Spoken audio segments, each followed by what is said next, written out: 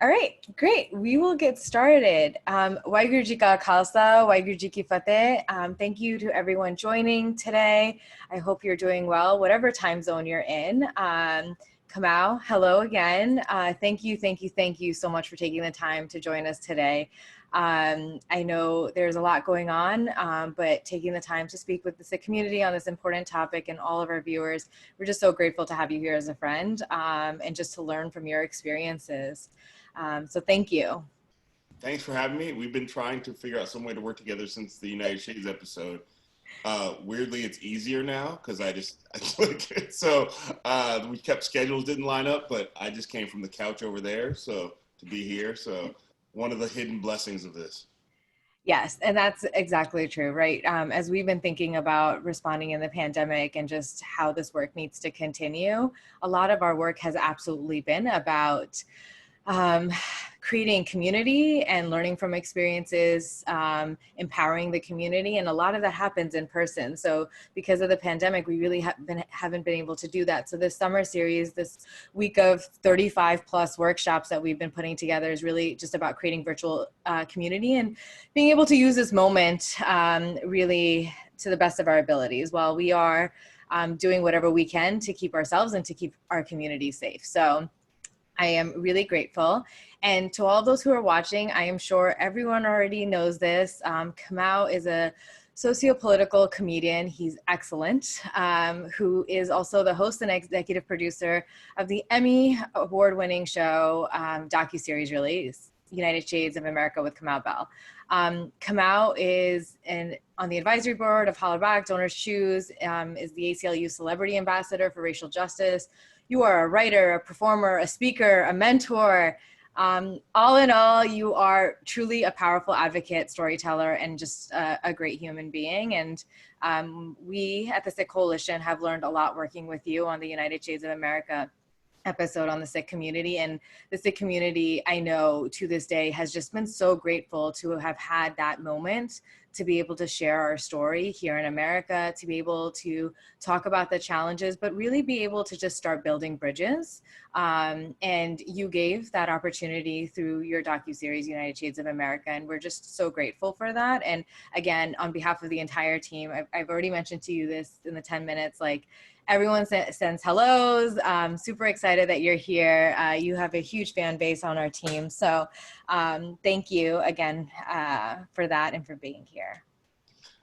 Thank you for having me. I mean, the feeling is completely mutual. I feel like I get too much credit for this show generally. So, and certainly for this particular episode, it wouldn't have happened if Harpreet from the Sikh Coalition hadn't reached out to me on Twitter. And so, it was my curiosity, and also knowing that it was something that I hadn't seen covered before that maybe led me to do it. But it was a great relationship working with everyone from the Sikh Coalition in the episode to make it what it is. And we really learned a lot, as I said before we started, from how we made that episode, from like making sure we find community buy-in from before we make an episode, not just go look up resources and tell them what story we're going to tell. You just had a call today about next season. We're already working on next season. And, I'm saying call these people who I know already. And the other thing was that down to like literally like pronunciation, as we talked about, like it was that I can't remember the journalist's name. He was from Vice, but we did a screening of the episode. Angad, shout out to Angad.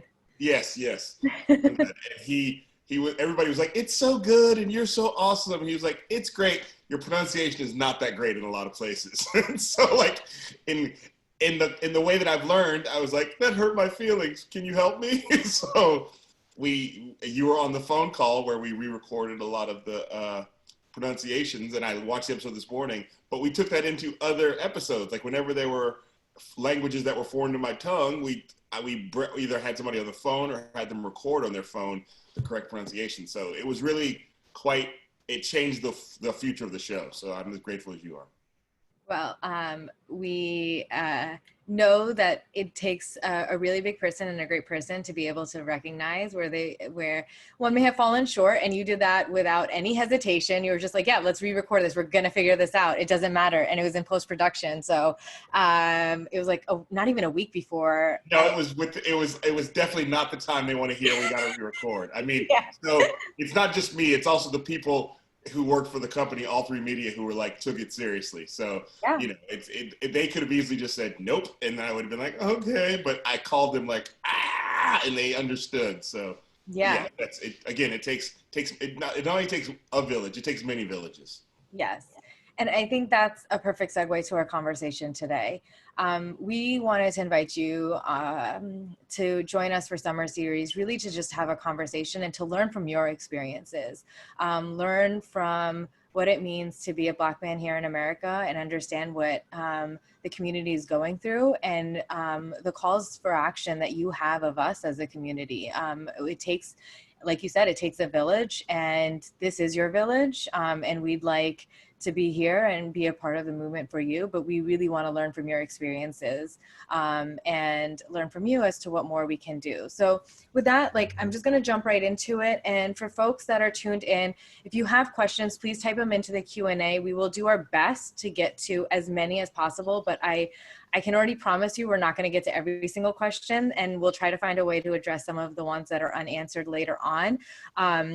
But I'm going to start off the conversation and then, of course, switch to Q&A as questions come up. But Kamau, just to start off with, what does this moment mean for you? This moment of widespread attention towards anti-Black racism. It's a worldwide reckoning, truly, especially over the last few weeks, of our collective shortcomings. And what are your hopes for this moment, and what are your fears at this moment? My fear is that tomorrow a vaccine comes out and all this energy towards transformative change goes away. I think that's my real fear, is at the moment, and you know, let's be also clear, my fear is also that a vaccine never comes out. So I keep my fear in multiple locations, which I think is very possible from what I understand. So my fear is that, like, if a vaccine comes out, then all this interest, we're suddenly not as singularly focused on these small bit of issues around anti-racism work, and also how do we get America aimed in a more progressive, inclusive direction. So I think the COVID-19 pandemic is also about that. Yeah. So I think that's my fear. My hope for this moment is that the work that I'm seeing people, specifically white people, dig into right now, they are hitting it at a level that you don't normally see from large groups of white folks. Normally you see it from like your one friend who's like that. So hoping that they're like, even as far as like, I did Conan O'Brien's show and I was supposed to be on there for 15 minutes just talking about, you know, he wanted to talk about the current state of affairs, but we ended up talking for 34 minutes. They put the whole thing up online.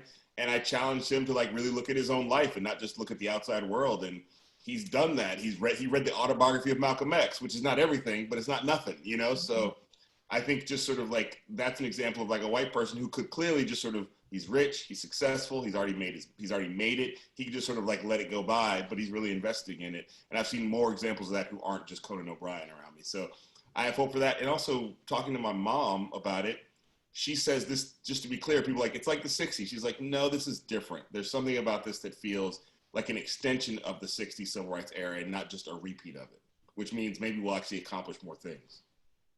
Yeah, can you elaborate on that? I'm really interested. Also, I absolutely adore your mother. I saw the end of the United Shades episode.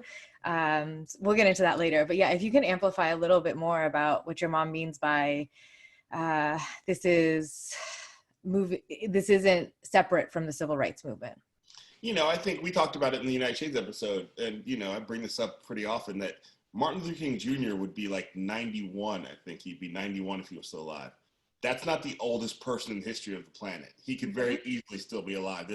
We all know people in their 90s or people who are around that age. So when you say that, when I say it, I'm also highlighting that means there are people who are still alive who absolutely hated him, but learned that they had to be quiet about it because he became a pop culture beloved figure who got a holiday.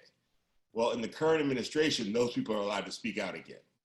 So I think, so I say that because my mom was there for that, and so she's like, I remember what that felt like, and I remember what this feels like, and I think what she's really highlighting is the fact that, like, it's about that the systemic change is being talked about.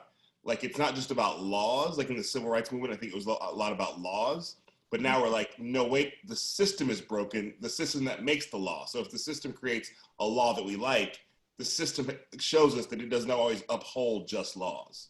So now we're talking about a deeper level of change than just changing the laws, like, it's bigger than the Supreme Court. It's bigger than laws. It's about systems. So I think she feels like that means something. And also, she was out there for rallies in the 60s, but the protests she sees are much more multiracial and multi-ethnic, multi-religion than she remembers seeing in the 60s. I think that's another thing she's seeing. Back in the 60s, it was black folks and some white folks, but she's seeing lots of different people. And she lives in downtown Oakland, so she literally can see it out of her window. And I think that encourages her too. That's incredible. And I definitely want to talk a little bit more about your mom and just that conversation you had in United Shades near the end. But so United Shades of America, and I'm going to keep coming back to this because I think you have created this incredible platform through this docuseries to really just have tough conversations with individuals, share untold stories, share stories that don't get enough attention. And so you've also traveled quite a bit, though I know that's been on pause for the last 4 months. And you've had some, again, tough conversations. What's inspired you to, one, create the show? And what are some of the hardest conversations you've had because of the show? Yeah, so before I do that, I realized, I don't know if I told my mom I was doing this today. Kelly, tell my mom to go to Facebook and watch this. She's going to be mad if she misses this, especially if she misses the part where we talk about her again. Okay, good. This is 21st century being a good son. So, yes, you should absolutely do that. My dad will probably kill me that I have not brought him. Yeah, there's so much going on. Yeah. It's hard to. It's like, you didn't tell me you were going to be on TMZ. I found out 10 minutes before.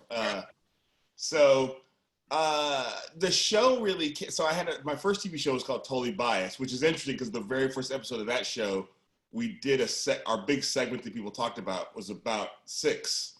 At the time I pronounced it Sikhs, but it's just interesting to think that like this work started earlier, but at that point it was just late night talk show jokes. But yeah, so hi, my daughter's here. Hey, Juno, I'm on a Zoom right now. Do you need anything? She's like, what's happening? So that show got canceled.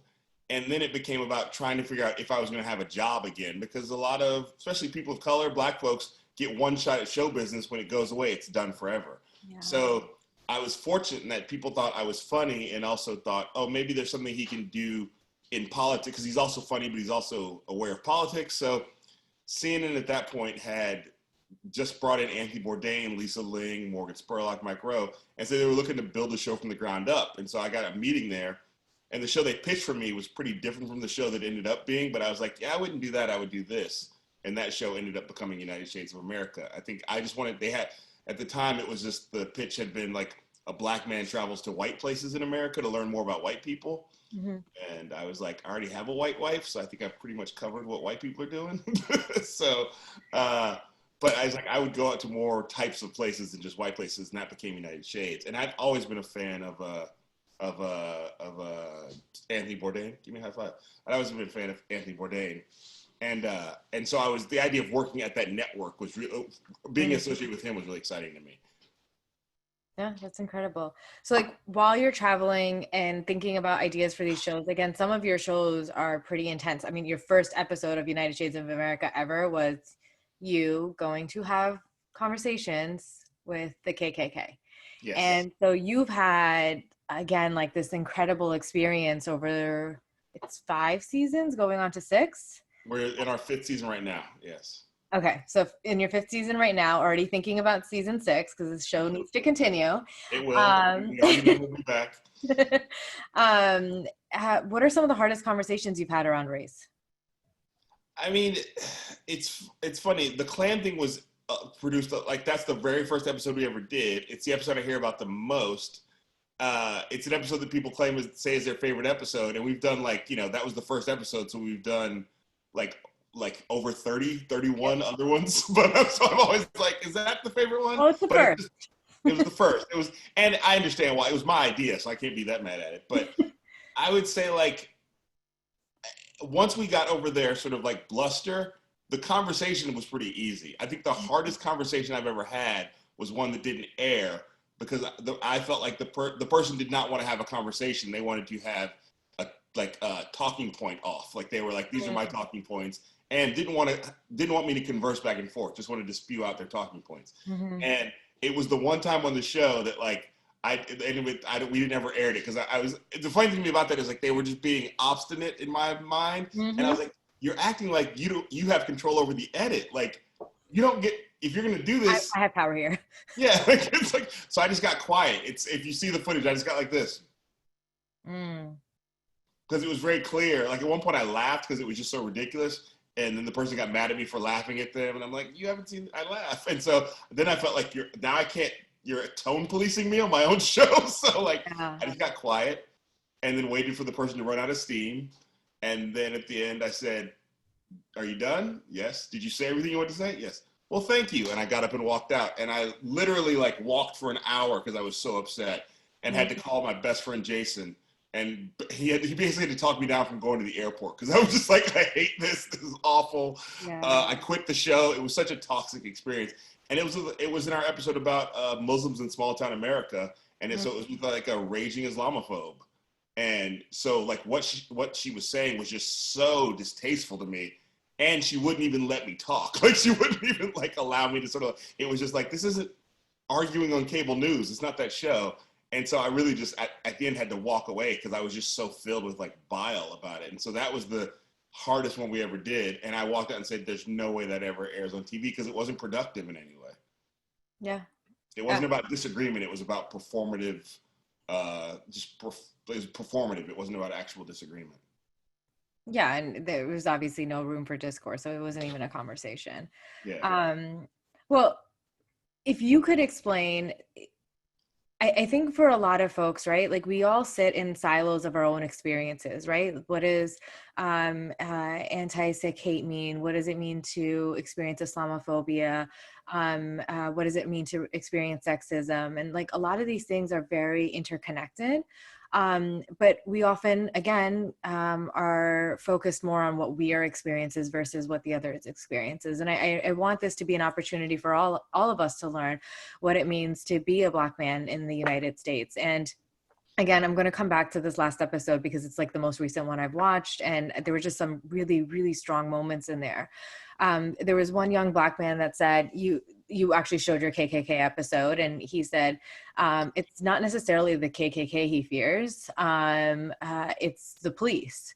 And so if you can expand on ways the Black community has to confront racism every day and actually talk about the ways that we may not notice it, whether that's in school, whether that's in medical treatment. So, yeah. I mean, there's been any number of studies that have done this, so I encourage people to find these studies, but like, you know, any number of studies that say that when Black people go to the doctor, our complaints aren't taken as seriously. Like if we say we're at a level of 10 of pain, they go, he probably meant a 6. You know what I mean? Like there's any number of studies that even and then that's even forgetting the fact that we often don't have access or affordable care anyway. So it's like this, once we get in that room, that's already, there's more things we have to deal with. I think, and we did this thing on the show, this iceberg, showing the iceberg of white supremacy, which people have really responded to. That there's been versions of that before in other places. This is just our take on it. But the idea that like most of the racism that a Black person experiences is not the headline grabby stuff. It's not the Ku Klux Klan showing up at our door, or it's not neo-Nazis showing up, or it's not, you know, it's not hate crimes. It's sort of everyday life stuff. And it's the stuff that if you tell somebody about it, they won't even understand what you're talking about sometimes if they're not a Black person. So I think a great example of it is like right now we're sort of in an epidemic of Karening, as they say, like these white women who are basically policing Black people space or or behavior. And there's people getting it on cell phone. And so you can see it. Without the footage of cell phones, I don't believe that white people would even understand what was happening. If that Black man, Christian Cooper, who was in Central Park, said, I was in Central Park and this white woman had a dog there and you're not supposed to have a dog in that part of the park. And I told her, and then she got real mad at me. And then she threatened to call and then I was going to feed her dog just so she would put a leash on her dog. And then she threatened to call the cops. I would bet that most white people would be like, that didn't happen. That doesn't make any sense. That's extreme. You're making that up. or you're exaggerating, or maybe she threatened to call the cops, but she didn't actually call the cops. You know, like there would have been all sorts of ways to gaslight that experience that he would have been like, never mind, you know? And so for me, all those different Karen things, it takes proof sometimes to go, look how extreme this behavior is for some white people to believe it, or some non-black people. It doesn't have to be just white people to believe it, but some non-black people to believe it. And there's any number of those things, down to like, there was a thing that happened in Oakland. This is, again, I love when I talk about the Bay Area because it's supposed to be this liberal place. There was a professor at a school in Oakland, Laney College, which is a great school, and it's a school that is accessible, more accessible than your highfalutin universities for people. So a lot of students of color go there. And he told, and this is not even a black story, but he told an Asian student, I can't remember what she was, but an Asian student, that he couldn't pronounce her name, so he was just going to call her by her initial. And this is just like, that does now to a Vietnamese student. Thank you, Kelly. I'm going to give credit to Kelly for sending me the information. A Vietnamese student. So couldn't pronounce her name, so I'm just going to call you P, I think is what it was. And again, if you tell somebody that, they go, well, that's probably easier for him, and at least he likes you. Maybe it means he likes you, whatever it is. But it's super racist to say, like, I'm not going to take the time to even try to pronounce your name, and I'm not going to experience you correcting me regularly because I don't have time for that. And he actually said her name was offensive, which was just a whole nother level of like whatever. And it took this student like videotaping on her Zoom, because this was after the pandemic had started, him doing it, for the school to actually, for the story to go wide, and for the media to catch it on, and for that professor to be fired. You know, so it's like, these are things that before the 21st century were like racism people dealt with that wasn't provable or even explainable to people outside of your race. Yeah. And I think in the Christian Cooper situation, right, it wasn't just her calling the cops. It was her calling the cops and saying, yes, there is an African-American man, and she was just demonstrating the power that she believed she had in that situation because of the color of the skin involved in the equation that was that. And it was very performative on her part too. Like she sort of like, you heard her like create more anxiety in her voice as she called the cops. Mm-hmm. Yeah. And when it comes to not being able to pronounce names again, right, it's this like, it's not even, I don't have the time, the effort, or the willpower to want to learn how to say your name. I don't have to. And yes, like, that's the other part of this, right? Like I have that, there's that power dynamic where it's like, I just don't have to. Mm-hmm. And yeah, I mean, I think this goes to this like larger issue, and like you've explored this, and there was this graphic that was running around social media quite a bit during the George Floyd protests, but it's about how in most places of decision-making power, you're talking about having a white majority. And I'm not talking about like 50, 60% majority. We're talking 90% more. And even in the show, you said like 70% of media in Pittsburgh shows Black men as either athletes or as criminals. And like that's all that exists. So there's this like, again, there's quite a bit of this like lens of who has power, how that power is then translated, how that power is then absorbed by communities, again, white and communities of color, right? We're all taking in that media, and it's reinforcing some of the things that we're talking about. And like, how do you challenge that? I mean, I think that the way that I personally challenge it is like really understanding that once I get my foot in the door, it's to keep my foot in the door and let other people through the door. So I think it becomes really about like recognizing that the title executive producer means something. And even though there have been times in my career where other people with the title executive producer on my show did not respect me as an executive producer, they just thought it was a title that my agent got me and didn't want to listen to me as an executive producer, it becomes my job to sort of at that point go, well, who am I and what do I represent and what am I willing to give up for this? And so I feel very fortunate that I was raised by parents who were like, nobody should treat you less than how you feel like you should be treated. And my wife, and I have a partner in my wife who's like, hey, we can go back to, just scraping it together. So that she doesn't want me to come home feeling like I wasn't treated like I wasn't given my worth, So in that sense, that there's many times I've sort of said to myself, okay, before I make this call, am I willing to give up the show if I don't get what I want? And so that's a thing that like has happened to me several times throughout my career. Like it's like I think it's probably happened this year, and it doesn't mean that I'm like, and this is not about little things, but just like if they are going to ask me to do this, then I have to be willing to walk away from the entire thing. So, and then it becomes about really advocating for others who are like also a part of your team, or people that you identify as being valuable, who you feel like the system doesn't see as valuable in the same way. So if there's any number of people I feel like, and this is again, I don't want to toot my own horn, that I could point to or say, he reached out for me or he recommended me. And these are people of color, not just black folks, but people of color. It's also women, because women's voices aren't always respected in these situations. White women's voices aren't always respected. So to make sure that like, I'm not full of it. I cleaned it up because I don't know who's on here. So it's just, because I think I have to always check in with myself and go, are you actually about this life? Are you keeping that same energy, as we say, or are you full of it? And so it's like a thing that I try to look at regularly and go, no. So like with United Shades, the first time we won the Emmy, it was for an episode about Chicago. And then the second time we won the Emmy, I had like advocated for a producer on the show, Geraldine Porras, who's a Latinx, Nicaraguan, from Nicaraguan descent. And I told her, I had sort of advocated for her to get promoted. And so she got promoted to a level where if we won the Emmy, she would get it. And so I told her, I was like, look, if you get that Emmy, you're giving the speech. If we get it, you're giving the speech. So write a speech. And I just kept saying it. And so I was like, I'm not joking. And so we won. And one of the sweetest, most incredible, most powerful moments of my career was standing next to Geraldine and she gave the speech. Mm-hmm. That's incredible. Yeah, because I just don't, and I'm not giving myself any credit. She's amazing. She deserves all the Emmys. But like, I don't know that moment happens if I didn't really sort of like go, I'm about this. This is real. And like, and I'm not going to let somebody tell me she's not ready or prepared or blah, blah, blah, blah, blah, blah, blah. I'm just, and even also, I think sometimes we, Black folks, people of color, we sort of hear we're not prepared, and then we tell ourselves we're not prepared, And so I've had conversations with people like, especially in show business, none of this is brain surgery.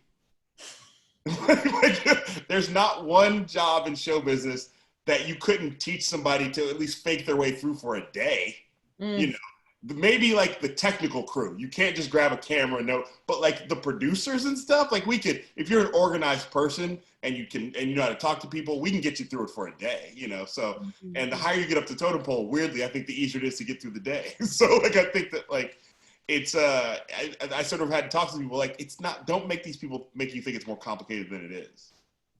Yeah, I mean, I really want to amplify what you said, because I think it's important for all of us to hear is, as you're walking through doors, you're making sure that you're keeping the door open for others. You're encouraging people, you're spending the time. And I think this is one of the reasons, again, why we have such a fondness for you, is that you are accessible, you make yourself accessible, and you walk the walk.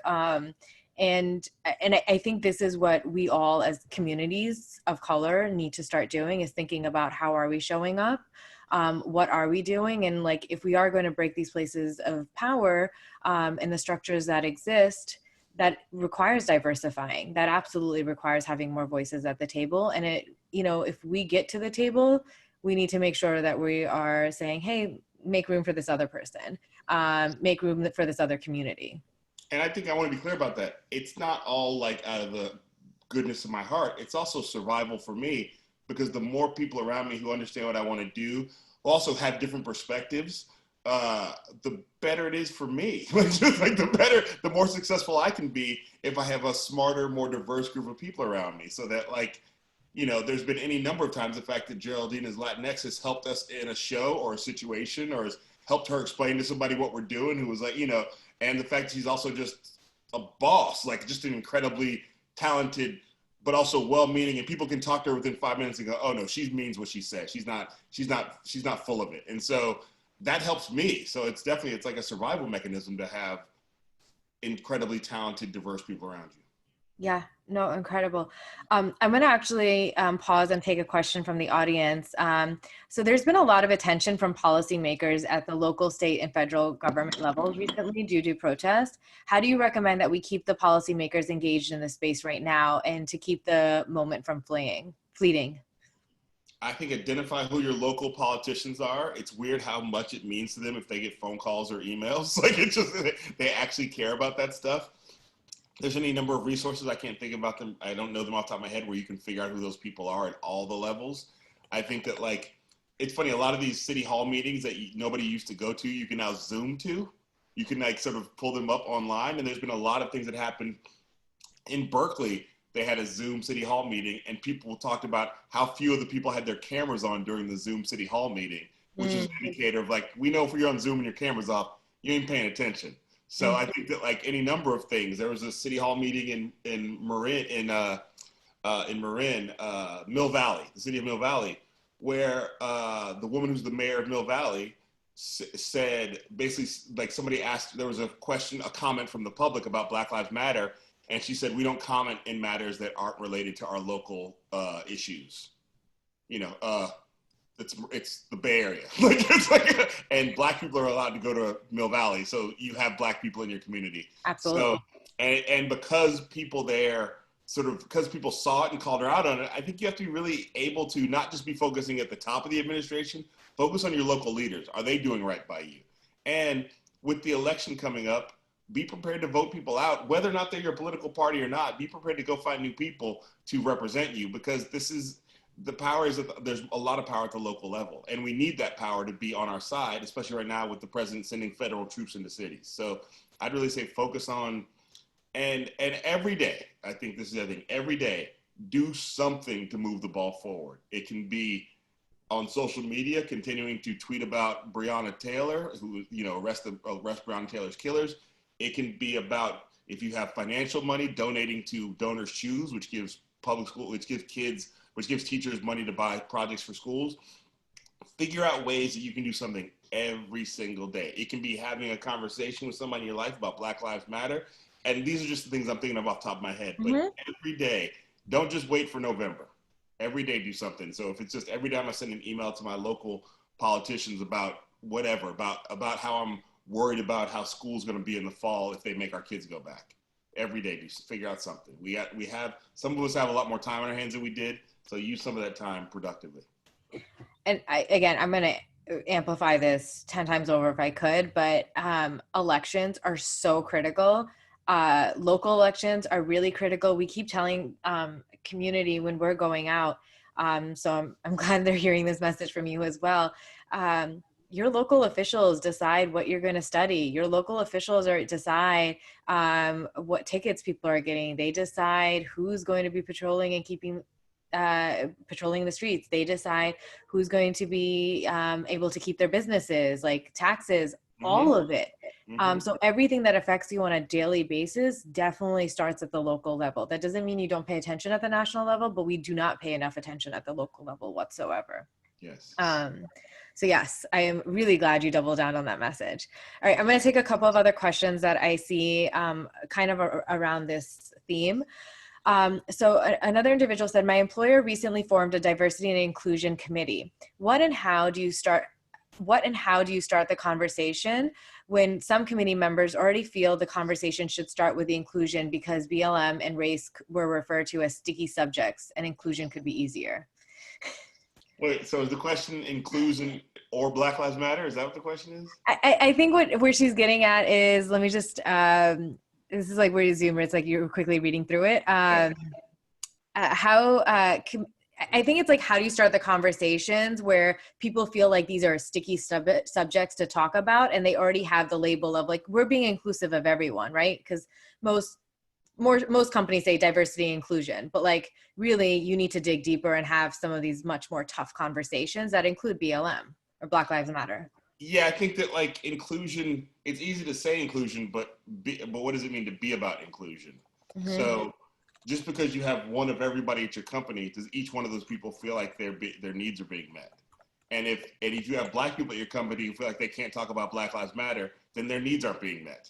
So, you know, I think that's the feeling right now is like, you have to be able to have these uncomfortable conversations even in and around the workplace. It's not just about what your company does, it's about what your company's doing from the top to the bottom. So I think that like, we've learned recently, I mean, think about like Starbucks, who was like, I mean, they're Starbucks, who often tries to be on the correct side of these issues and wants to promote. I mean, they went from like just writing race, let's talk about race on the cups, and Black people were like, nope, that's not it. And then after the two black men were arrested in Philly, they had a half day of discussion about racism. That's not it. And then after George Floyd, they tweeted out Black Lives Matter. Okay, that's kind of it, but then told their employees they weren't allowed to wear anything that said Black Lives Matter. That's not it. So if you're not prepared to continue to have this conversation and keep being corrected, and whatever level of discomfort you feel because a black person wants to talk about Black Lives Matter, that black person has been stewing in discomfort their entire life, and they were raised in discomfort, and their parents were in discomfort, and their grandparents and their great-grandparents. It all goes back to discomfort. So I think we have to be prepared to for those of us who have been uncomfortable, who have been comfortable, we have to be prepared to be uncomfortable. Absolutely. Absolutely. And so this is actually a great segue to two other questions that have come up. I'm a Black woman who has seen and encountered online Black men who deny that systemic racism exists, and post videos to ease the discomfort of white people around racism. And I think this goes to folks saying like, you know, I've never owned slaves, and that rhetoric. So I just extrapolating from this question, right? Like, how do you navigate those encounters? How do you navigate that type of language and thought? I mean, I think that, like, you know, it's funny because when we did our, hold on, I'm being asked a question. Yes. You said that we would hang out together when I got back. Do you hear this? I will be off. I'll be off in a little bit. Okay. All right. Go outside. I'll be up in a little bit. My daughter said I was supposed to. I told her I'd hang out with her, and then I've been on Zooms all day. So I'll be out in a little bit. Juno, this is pandemic parenting. I'll be out in a little bit. So I love it. I love it. Yeah. My daughter can't speak yet, but she's learning to make noise and get my attention. So I don't know if you heard. I broke a promise, so that's what I was just told. So yay! So ask me more questions. We will make it up to you. Yeah, ask me more questions about how I know everything. The answers for everything.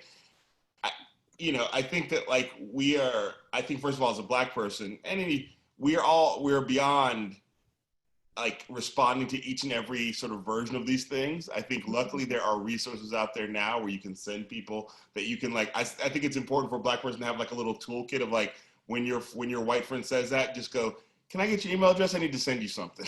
Just sort of like, so there's any number of like, you can send them like, you know, whether it's Ijeoma Oluo's Let's Talk About Race, you can just say, here's a book on Amazon you should buy. And if you're really nice, you buy it for them. But you know, that's reverse reparations, so I wouldn't recommend doing that. But I would say like there are resources available that will help you. Even the new episode of United Shades is a great way to sort of go, let's talk about racism from the top to the bottom, not to toot my own show. But I think no, do.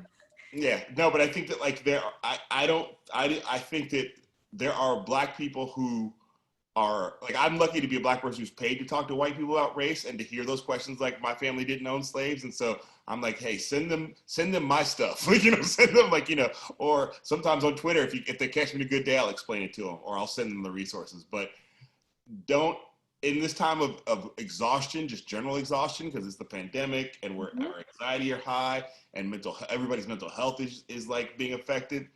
Don't do more work than you need to. Give yourself the present of walking away from those conversations and not engaging. Because I think we have learned that you might engage for an hour with somebody on social media or a friend, and they walk away and go, well, we just disagree. Oh, we disagree about facts? Okay.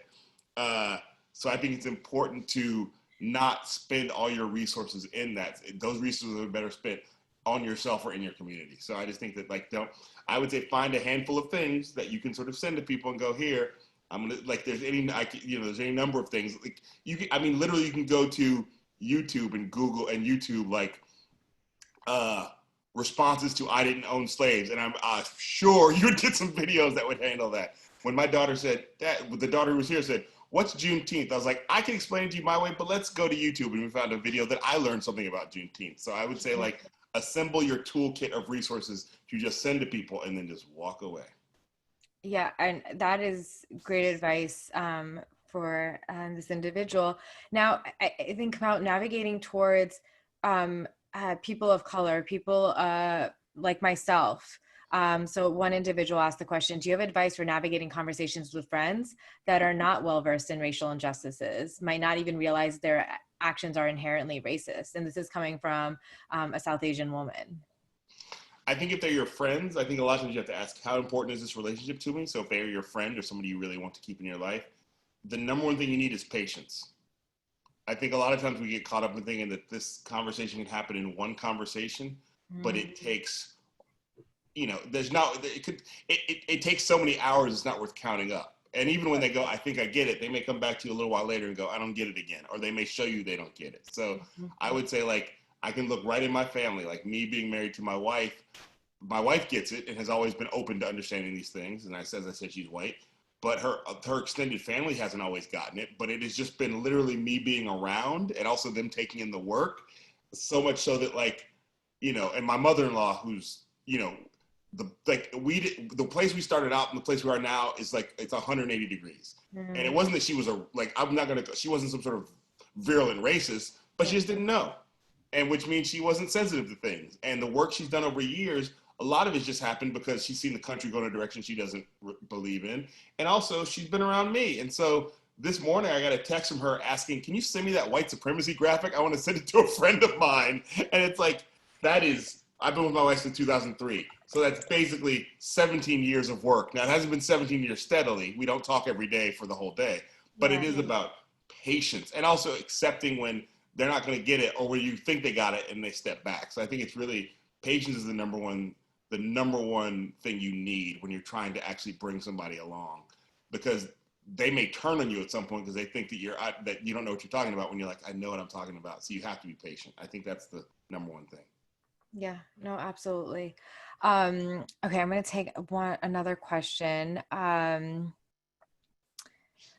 So this is a really important one, actually. It's a long one, so I'm gonna summarize a bit of it. Can I say one thing real quick? Yeah, please. Just to sort of connect those last two questions. Yeah.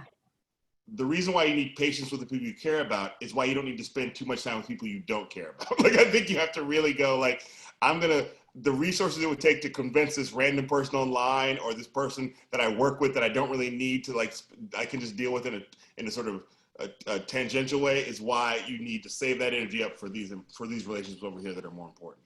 Yeah, absolutely. And I think this gets into, so I'm going to actually break this person's question into two parts. The first is, between communities of color, any minority community, right? There have been tensions that exist. South Asian communities have really taken in colorism. It's been indebted. Like, I think about growing up, right? Like, don't go outside, you're gonna get dark. Even with my daughter right now, I'm like, she's 10 months old. Like, what? She shouldn't be out in the sun for more than 10 minutes because it's not good for her, but that's about it. But like, it's very much ingrained, and like, there's lots of these moments where you can hear the anti-Black sentiments that do exist, even in the South Asian community. And so this teacher, who's actually from Canada, asked that she's in a school that has a majority Sikh population, majority South Asian population, and there she has seen anti-Black sentiments. And so my first part of this question is, how do you dismantle that between communities of color? Like, what's your advice in tackling those conversations? So one of the early things that happened in the pandemic that I got involved in was the fact that, like, so, with Donald Trump using racism to talk about COVID-19 by associating it with China, there started to be an uptick, a noticeable uptick in hate crimes against not only just Chinese Americans, but anybody who anybody who a non-Asian American thought was a Chinese American. So it could be it didn't have to just be Chinese Americans. And I spoke out against it. And I was sort of saying, well, here's another way in which we're seeing Donald Trump's rhetoric do damage in the world. And a lot of the responses I got were from Black people saying, why should we ride from the, and these are people representing themselves as Black on Instagram, but they're sort of why should we ride for them? They never ride for us. And then I started hearing from people about, like, how in China, that Chinese people, African nationals in China were experiencing racism from Chinese people because they were saying COVID-19 was coming from the African nationals in China. And so the black people were like, yeah, look at them over there. See, that's why you should be riding for them, because look at them, as if all these are the same, as if Chinese people in China and Chinese Americans over, they're the same. So, and I really had to struggle with this. And it was only until I sort of, because I was like, this doesn't make any sense to me. And also, why would you be a fan of mine and think I would support this? That I would, I feel like I'm pretty clear on my belief in inclusion. And so I I sort of one night at home, just sort of like an article poured out of me about Bruce Lee, who I am a big fan of, and who as a kid became a big fan of when I was a kid. And just the idea that like one of the things I realized I had learned from him was anti-racism, like in not realizing it until later, because in the movies and in his life, he was an anti-racist. In his life, especially by teaching martial arts to people outside of the Chinese American community and befriending like Kareem Abdul-Jabbar, and like he's like very much an anti-racist. And the thing I wrote down that I sort of just feel with me is like being an anti-racist means being an anti-racist even when it doesn't benefit you directly, and even when the person you're doing it for isn't your friend or ally. Like to me, it's like being an anti-racist means being an anti-racist full stop. Like just there's no sort of room for negotiation. So even if I don't know that this person is going to be an anti-racist for me, it's still better for me. I still want to be an anti-racist for them. And then maybe one day they'll get the message, but it's not about only being an anti-racist when it's about your people or benefits you directly. And there's a lot of disputes about that in all communities. Like, well, you got to focus on us before we focus on, and I understand that sometimes some needs are more important than others. Like you have to focus on more immediate needs, but I'm not about to say focus on the needs of the black community exclusively over the other communities, because the racism that is raining down, while it hits some communities harder, and certainly black folks have been hit harder, it doesn't really care. And we need more people to help us get rid of this racism. I don't think we can solely do it from inside our own community. I don't think any one community can do it. I think the white community could do it, but we have to get them invested in doing it. Yeah.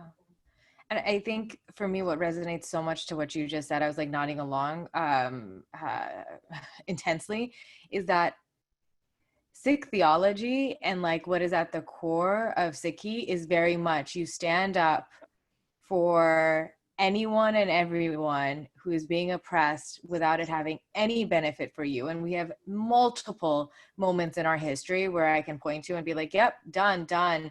It was even against the people that we were like sworn enemies with in the moment, like still did it. And I think it's so easy to get lost in that. And that really comes from a place of being selfish and having ego. And that's also something as from a Sikh ethos, right? We're supposed to remove, but this idea of like, I'm only going to do this if it benefits me is a very self-centered approach. I'm only going to do this if they turn around and start liking me. Again, is still a very self-centered approach. So if you're really working on yourself and you're really working on understanding what it means to believe in equality for all, it has to be for all, period. And that's it. And so everything that you said just really resonates with me. Yeah, so, the thing I said in the article is being against racism means being against racism. Period. Yeah. And so taking from that, right, and going back to this woman's question, who is focused on how does she dismantle as a teacher anti-Black racism in a predominantly Sikh South Asian population? What are your suggestions on how we approach that from like a school-wide approach? So like really getting into the education system now. I mean, I think when I think about my daughters, but specifically my oldest daughter, there's two levels to talking about race and racism. One is the level of like, look at all these awesome people who are Black. Like, I think that's the first level, like sort of like, yeah. Let's learn. So like the first part of look at how awesome it is to be Black. Like just when there's any number of books we had that were like, there's a book called Colors of Us that's just about how we're all different shades. There's a book called My Peanut Butter Baby Brother, which is about mixed race kids. There's a book called, I can't remember the name of the book and it's going to drive me crazy. There's an episode of United Shades where I'm actually holding it this season. It's an episode about reparations and I bought it at a Black bookstore, the community bookshop in New Orleans. Kelly, I have to think. But anyway, it's a book that's just celebrating Black kids and how Black kids come in different shades. I'm going to think of it eventually. And so it's just about like, isn't it cool that you get to be black? So I think, first of all, those books can be read to more than just black kids.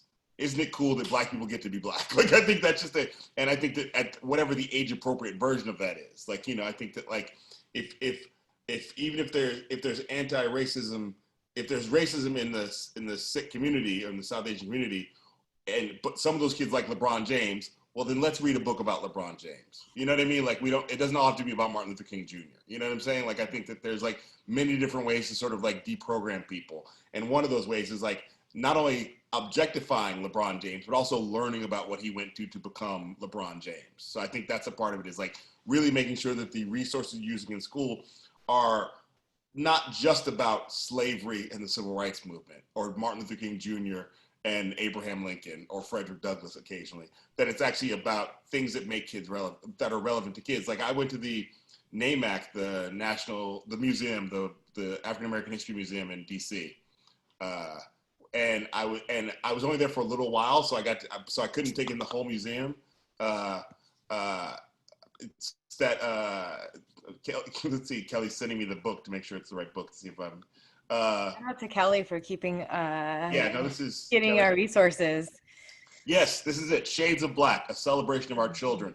And it's like a board book, like the kind of book you give to little kids just to read to them, and they don't even care what the words are, which is why I think it's so subversive, because it's just, my daughters have all been read that book, and it's just different shades of black kids and how, you know, your skin is this cool and this skin is, you know, so it's your hair our hair can be curly or it can be straight, it can be black, it can be brown, you know, sort of all these things. So, but done from a very pro perspective. So I'd say, like, so at the NAMAC, I went to the NAMAC and I didn't have time to look through the whole museum, but the bottom of the museum is like basically apparently about slavery. And there was like a line to get down there. So I didn't get to go down there. And as you go up the levels, it becomes more the modern era. So the fact that when you get to the top level, it's sort of mass media, and to go up there, and I'm not a fan of LeBron James, which is funny that I'm thinking about it. I mean, I like him, but I'm also an NBA fan, so I live in the Bay Area, so I'm a Warriors fan. So I'm not like anti-LeBron James, but I just, as a sports fan, I'm not a fan. As a person, I'm a fan. But like to see like LeBron James, like video of LeBron James and go, yeah, that's worthy of a museum too. Like when we learn about the history of other people, it doesn't always have to be the stuff that's a bummer or the stuff that we've looked at before. You can actually start with the now and slowly go back till you get to slavery. You don't have to always start there in places that is alienating or scary. And so I think meet kids where they are and find things that they're interested in, and then go in through that window, because there's any number of resources where you can sort of, and then once you get through there and go, look at all these amazing people, look at all these amazing things that they've given to us, I think then you can go, and this is what they had to endure to make all that happen. I think sometimes we think that the good stuff is sort of frivolous, and without understanding, like that's the sort of the appetizer for the meal of the real stuff that you want to talk about. So I think that like a big way to deprogram racism, anti-Black racism, is just by really sort of talking to people about Black people who they know and care about, or people that they already have an investment in, and slowly you can deprogram and get to the other stuff and get to the real stuff. So I think that's what I would say. Yeah, that's really important. We actually had a session earlier today by Dr. Jaspreet Ball. She talked about fostering an anti-racist household, specifically for parents. And so I'd actually love, as you're raising 3 daughters, like, what are you doing to foster an anti-racist household, but like also encourage that with their friends, and like, how are they speaking up? I mean, a lot of it, you know, we live in the Bay Area, so I think we're in a place where anti-racism is more mainstream than it is in other places. So I think that not that it's perfect out here, as I've talked about. We've had a lot of the Karens who've come from the Bay Area, I'm proud to say. we may be the Karen capital of the West Coast. So with our daughters, it was like I said, it was like making sure that, and we have Dr. Seuss, and we have Sandra Boynton board books, and we have these other books I talked about. You know, we also were born at a time where media really started to embrace telling stories of people other than just white kids. So I've talked a lot about Doc McStuffins as a way to just go, doctors can be Black women. It's just basically like, that's really what Doc McStuffins is doing. It's a TV show on Disney Junior, but it's also got songs and it's fun. But on some level, it's just like, it's about a little Black girl who's a doctor.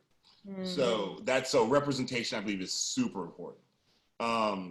And on top of that, like, because I work in the news is on a lot in our household. And sometimes they ask questions about the news, and we answer them as honestly as we can for kids who are young. So we had me, Sammy, and Juno, the kid who was just in here told me I broke a promise. We had a long conversation right after George Floyd was murdered about what happened, because they saw the news talking about this guy named George Floyd, and they could tell something was going on, and they could tell from my energy and their mom's energy that we were sort of like, ugh. And so we were on a tire swinging around talking about George Floyd and police brutality. And Sammy asked me, but because he understood there was 4 cops there, but 1 police officer who killed him specifically. And she's like, why didn't the other police officers stop the 1 police officer from killing him? And I was like, that's the same question adults are asking. So to me, which goes, our kids don't need to be sheltered from this. The more you can explain it to them, the more they will let you know when they've had too much information. But to me, it's like we are being as honest as we can be about the world they're growing up in. They understand the coronavirus. Just recently, I've done a lot to say, yes, the coronavirus is bad, but I just want you to know there are other countries that are almost done with it now. Mm-hmm. And coincidentally, a lot of those countries run by women, just to let you know, because they know that, like, we should have elected the lady here. So they're like very much aware of like that, like, women in politics make a difference. So I think that's how we've done it, is the way my mom treated me, like I was just like, in some ways, like I was just her youngest friend and not her child. We've done the same thing with our kids. Doesn't mean there's not discipline, but it just means that, like, talking to them like friends of yours, not like they're below you or beneath you. Yeah, and somebody had asked, like, what message can you send to teenagers and how can they get involved in speaking up against racism? And I think what you just described is exactly just that. It's part of what we as adults have to do, is make sure that they are actually included in the conversation. Mm-hmm. And encourage them to have the conversation. Like, I think a lot of times it's like, there are times we turn off the news in our house because it's like, that's too much. Or they also recognize that Donald Trump is a bully, so we don't want them to see that all the time. But they also really recognize what's at stake right now. And I think that's important. I think a lot of times we're gonna like we got to protect the kids. I think the number one way you can protect them is to prepare them. I think that, like, it's really important that they're aware of what's going on in the world, because I think for me, it was important to know that I talked to my kids about slavery and the civil rights movement and Dr. Martin Luther King before they heard about it at school. So it wasn't something that, like, they were in school and, you know, they go to a racially mixed school, but it's still a school that has a lot of white kids. And I went to a lot of private schools where I was one of a few black kids. And I remember that moment where slavery came up and sort of everybody sort of slowly turned their head towards you, as if I was going to stand up and explain what slavery was. So it's important for me that if they do have that moment, they can actually stand up and explain something. So, like, but also we work hard to, like, you know, we live in a very racially mixed community. So they are seeing kids who are not just black and white, but also kids who are Vietnamese and Japanese. You know what I mean? So it's like, I think that, like, that is not as foreign to them as as outside of their experience as it was to me when I was a kid. So I think, and the school they go to marched in the Oakland Pride Parade last year when there was a Pride Parade. We've gone to a couple parades or protests and marches since they've been around, since my kids have been born. So they are aware that this is something that their family does occasionally, and whether they want to do it or not, I think it's important to take your kids to boring things sometimes, just because your kids should know that everything's not about them, you know, because there's a lot that's about them. But yeah, we're going to go to this march and we're going to walk for a mile, and then maybe we'll get some ice cream. You know what I mean? Like, I think it's important that kids get activated as young as possible. Yeah, absolutely. Absolutely. So a little bit more about, I think taking it back a little bit, and this is just a really good question, so it's a little out of place, but I do want to ask it, is how important is it to make changes to the economic structure in order to make major inroads to breaking the barriers of racism and prejudice? I think, you know, we have an episode this season about reparations, so that's exactly about changing the economic structure. I'd say, like, every season I feel like there's an enemy that is the enemy of the whole season that we're sort of talking about, and this one it revealed itself to be American capitalism, like the ways in which American capitalism is practiced in this country and around the world is racist. Like, I think it's also anti-human. It's not friendly to all. So you know, I think that there's no reason you can call yourself the greatest country in the world and not guarantee every citizen a good education, not just an education, but a good education. there's no way you can call yourself the greatest country in the world without guaranteeing every citizen access to healthcare, not just availability of healthcare, but like you have access to it. If you have money, maybe you pay. If you don't worry about it. We got and good healthcare. There's no way you can call yourself the greatest country in the world and imprison more people than any other country in the world by percentage and by population. So there's no way you can. So I think those are all tied into the economic system. We make money off prisons. We give the money to the schools that don't need the money. We don't guarantee people access to healthcare in a country that could easily do it when there's countries that are poor, that have less than us that do that. So I think that absolutely. We're talking about right now. A lot of this is about changing the system, ways in which the system exists.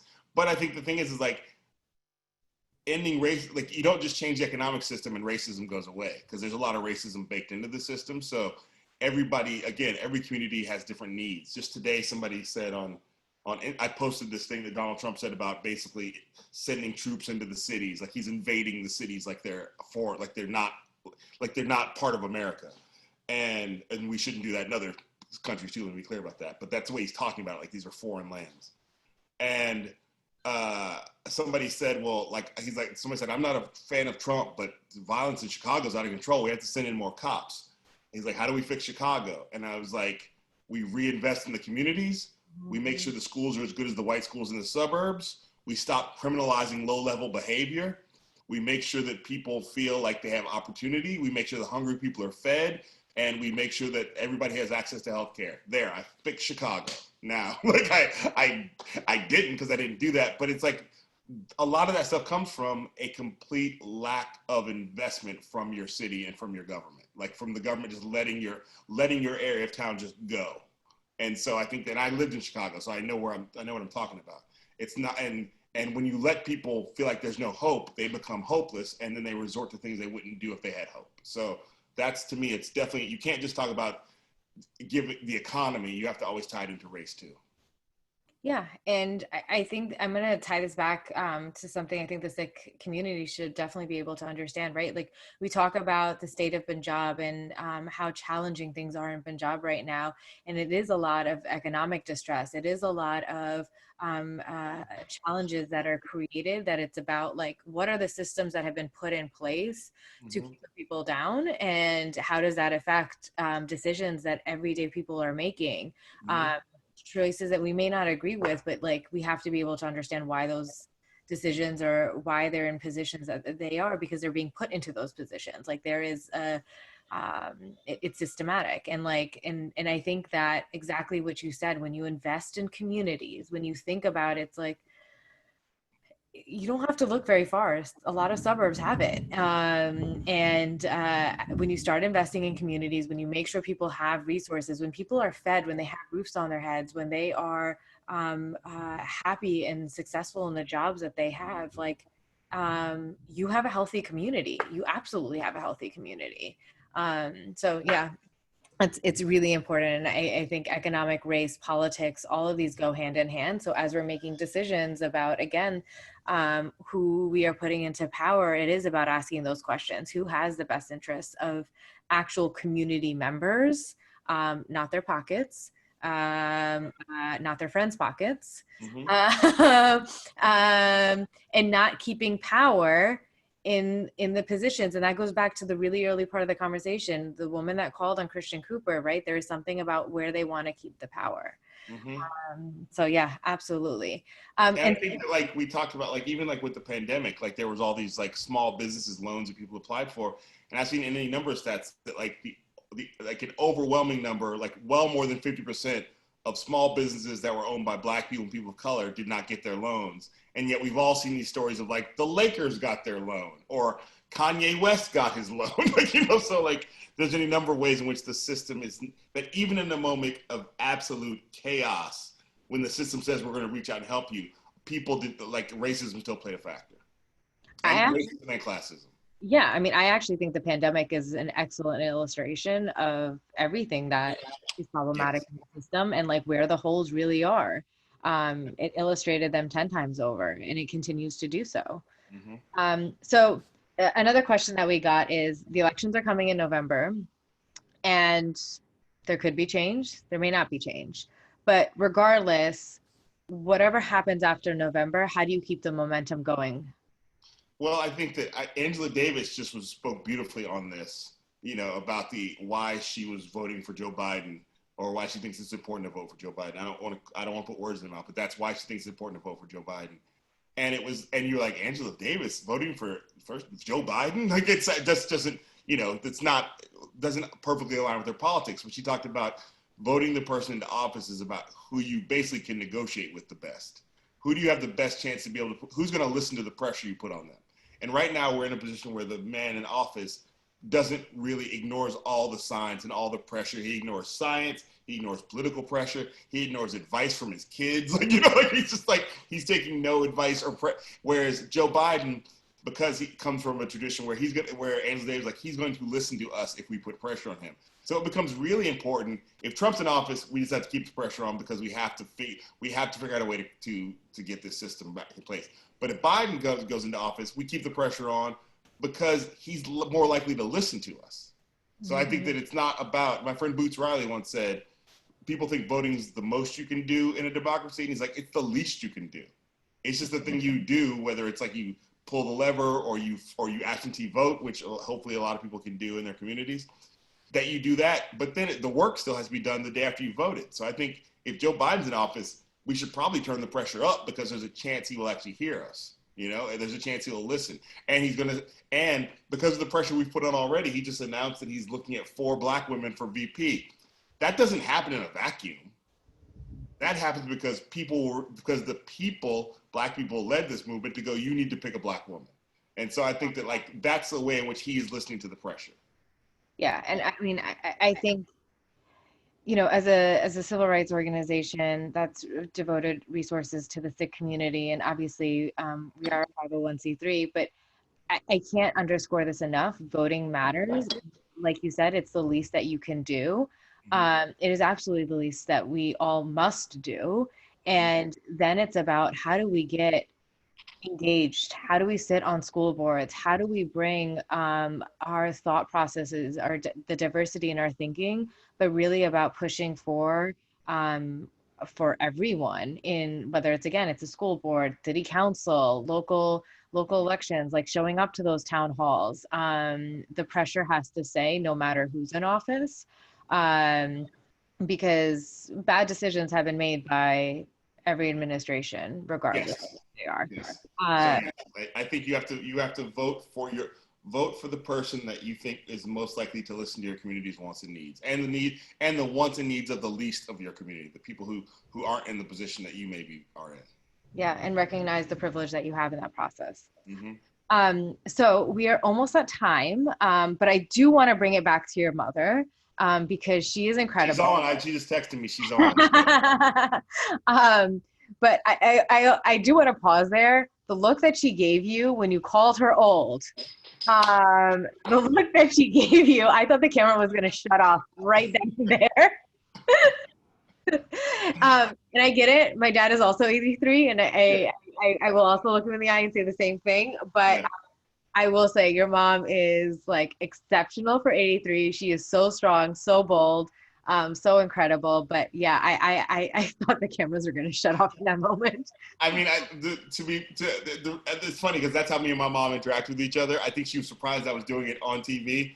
But for me, it was like, I just wanted her to know that we were just going to have a real conversation, and to not show up and pretend like she was like my guest. I was like, you're not, Sarah Seidel from CNN. You're Janet Cheatham Bell from me. So or I'm from you, I guess I should say. And it made it very clear that you were on her show in that moment. And she runs it. So, you had this beautiful moment talking to your mom. And again, like, your mom is a woman who has lived through decades and decades, and has lived through it all. And she mentioned she never imagined seeing a Black president in her life, but also recognized that anytime there's progress for the Black community, there is backlash. So where I'd really love to hear you end this conversation is, what are your dreams for what you'll witness with your kids, and hopefully without that backlash? And when one of your daughters interviews you and may or may not call you out like your mom, like you did for your mom, I hope they do. What do you hope you'll be able to say in that moment? I mean, my hope is that they grow up in a world where by the time they're my age, the idea of a woman president, a woman of color president, is just a thing. It's not a thing that is not particularly noteworthy. So we thought that with the, just the idea of, and I'm really pretty agnostic about it. Just I think that like it needs to. So I'm not.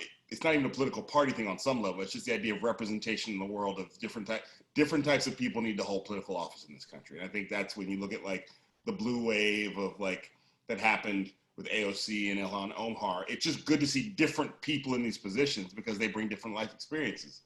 So I'm hoping that like they grow up in a world where like that representation has shifted in a way that it's not noteworthy in the same way. I hope they grow up in a world that science has an important seat at the table of policy, like whatever the policy is. Again, I'm not really politically motivated in that way, just that science gets its proper seat at the table in a way that it has not gotten its proper seat at the table in this country in quite some time, even before the current administration. And I hope they have the privilege to do what they want to do, but feel the responsibility to do good. So, I hope that that the hard work that I do gives them a level of privilege where they have a lot of choices that I didn't have, that I sort of had, that my mom didn't have, that sort of like that we keep moving the ball forward. But they also understand every night before they go to bed, we talk about, tell me 3 things you're grateful for from the day. And so like as an effort to just go look at the day at things that happened that you didn't really expect or also didn't deserve or earn, that just sort of happened. And so I hope that they keep that with them throughout their lives. And I hope that when I'm sitting on whatever, let's see, Sam, 40 years when Sammy's interviewing me, that on whatever platform eyeball thing is happening or Google Glasses or whatever, that they feel like they can make fun of me the same way I made fun of my mom. Because that's a relationship that my mom nurtured in me. And it's a way of going, I respect you, but also I want to make you laugh and I can make you laugh. And I don't have so much, and I'm not, that I revere you, I'm not afraid of you. So like, I think that that's important in parenting to sort of like, that like, and my daughters know that. So I hope they also know that they can make fun of me the way I made fun of my mom. Well, I think we all have a responsibility, every single one of us, in making some of those visions absolutely come true. I'm not going to claim on the making fun of, that's between you and your daughter, but the rest of it, absolutely. Yeah, we all have a responsibility. And I hope for those who have tuned in, you've been able to take something away from this conversation of action items that you can do. I think right from the beginning, I didn't even have to wait till the end. Kamau gave us a whole list of ideas and suggestions and thoughts as to what we can do. And I'm incredibly motivated and inspired by this conversation. And I hope folks on who have tuned in are as well. Kamau, again, thank you. I can't say it enough. You are incredible, and in this time being so accessible and sharing so much of your advice, your wisdom, your experiences is just, I'm very grateful, and I know our team and everyone who's watched is very grateful. So thank you, Kamau, so much. Well, thank you for having me. It's great to see you again. Hopefully next time we'll see each other, we'll be actually in person and we'll have little like bandages on our arms where we got our vaccines. But yeah, so I'm happy to do more work with the Sikh Coalition and happy to be asked and just a part of the team. And now I got to go keep a promise. Yes, you keep that promise, and we'll try to find a way to make up for it as well. That's right. We're trying to figure something out there. Not your fault. It's not your fault. All right. Thank you again. And for those who have tuned in, please join us for the rest of the week for Summer Series. Everything's at sikhcoalition.org/Summer Series. And Kamau, thank you. Thank you. Thanks, everybody, for tuning in. Waheguru Ji Ka Khalsa, Waheguru Ji Ki Fateh.